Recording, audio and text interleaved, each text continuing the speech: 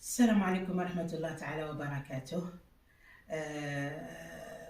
مرحبا بكم عندنا ومرحبا بنا عندكم في هذه الجلسة إن شاء الله المباركة. معكم الشاعرة والروائية عائشة بويبة، مستشارة في علم النفس التوجيهي وأيضا إعلامية.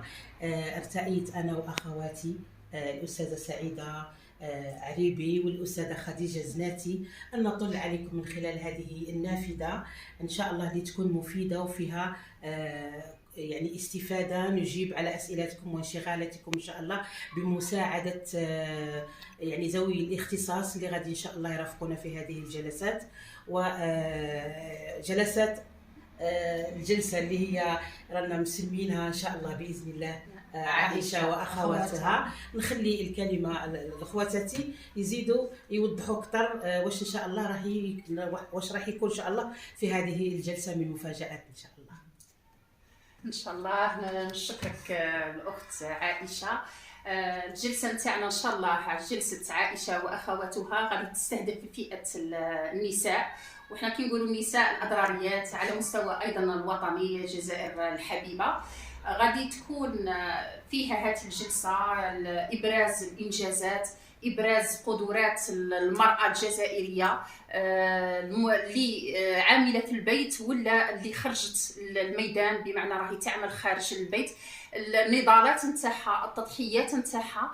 غادي ننقلوا التجارب نتاعنا للنساء اللي راهم في الميدان، للنساء اللي راهم جايين في المستقبل، بناتنا ان شاء الله كي يكبروا ولا حاجه. طبي هما ايضا من خلال هذه الجلسه اللي غادي تكون عبر صفحاتنا في التواصل الاجتماعي، نعم، غادي يستفادوا منها. ايضا غادي نحاولوا قدر الامكانات انه اي انشغال نجيبوا له خبراء، بمعنى اذا كان انشغال يخص المراه الجزائريه، اذا قانوني ولا صحي ولا ديني، نحاول ان نستضيفوا، نعم نستضيفوا بعض المختصين. نعرفوا بروحنا. الاستاذه معكم استاذه زناتي خديجه، استاذه التعليم الابتدائي، ايضا ناشطه ثقافيه، روحنا المجال ايضا للتدريب، مدربه في التنميه البشريه تربويه واسريه.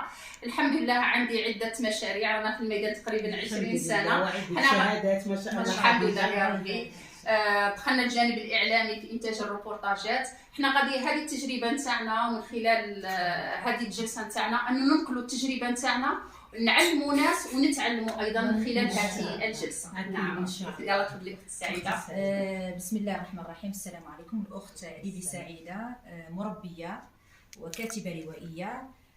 اشكر الاخوات واشكر الاخت عائشه لانها اقترحت هذه الفكره وشاركتنا، والحقيقه يعني رأت فينا ما لم نراه في انفسنا كما يقولوا، وان شاء الله نكونوا عند حسن ظنها وحسن ظنكم ايضا. اذا هذه القاعده او كما نقولوا بالعاميه نتاعنا تحتوات القاعده النسويه هذه، رايحين ان شاء الله نمسوا فيها قلوبكم ندخلوا ديالكم ان شاء الله. احنا ماذا بينا وبالفائده ان شاء الله، بالفائده، بدل ما نديروا جلسات يعني احنا ماذا بينا نشوفوا كما نقولوا الفائده اللي رايحه تعم ان شاء الله على الجميع، سواء المراه كما قالت الاخت خديجه اللي ماكثه في البيت ولا اللي اضطرت تخرج للعمل.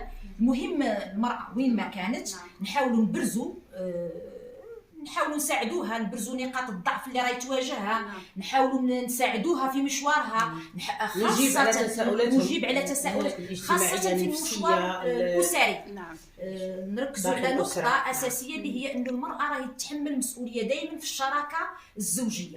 لذلك دائما على عاتقها مسؤوليات جمة. حتى التحديات المرأة الآن ولات موظفة ولا سياسية كلها، معناتها ولا طموحات أكبر من إن شاء الله نفيدوهم ومرحبا بنا. إذا على رواياتك أستاذة سعيدة، تجربتنا على اللي مرينا بها. فإذا كونوا معنا وكونوا في الموعد إن شاء الله. نتمنى أن ننال إعجابكم وتستفادوا منا وتستفادوا منكم إن شاء الله. نجيب على أسئلتكم إن شاء الله فيما يخص كل شيء، الجانب الصحي، الحوامل، ليسباسمون نصاص التباعد نعم. الولادات، ما يخص تربية الطفل، فيما يخص أيضا الكتابات والهوايات الروائية والشعر وحتى الفنية، بما يخص أيضا الأسئلة القانونية، ايضا كل ما اكتشاف يمكن المواهب. إن شاء الله كل هذه الأمور إن شاء الله غادي تلقاوها معنا إن شاء الله، وكونوا في الموعد ومرحبا بنا عندكم مع عائشة وأخواتها.